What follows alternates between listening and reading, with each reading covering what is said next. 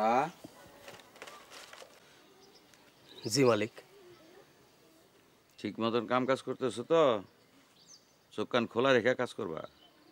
জি মালিক, কিছু যদি মনে না করেন তাহলে একটা কথা বলতে চাই। বলো। এই জমির উপর কিন্তু আরেকজনের নজর পড়ছে। মানে? ওই যে কালকে আপনার বোন আসলো না, সেও তো এই জমির মালিকানা দাবি করে। কথা কি সত্য?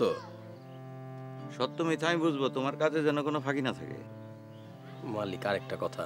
বলো। আজ শওকত আলীর বাড়িতে কালাম বয়তি গান করব, আমি যাইতে চাই। মালিক মানা করেন না। আচ্ছা যাইও, কিন্তু বেশি রাত করো না, কার মনে কি আছে বলা যায় না। সত্য কথা, সত্য। আর শুনো আরেকখান কথা। জি।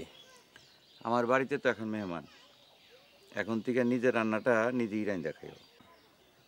কিন্তু মালিক আমি তো রাঁধতে পারি না, সব পুড়ে যায়। পুইরা গেলে পোড়াই খাবা।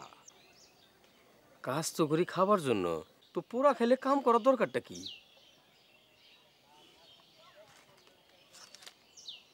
আচ্ছা, দুপুরে বাড়িতে গিয়া খাবার নিয়ে আইসো।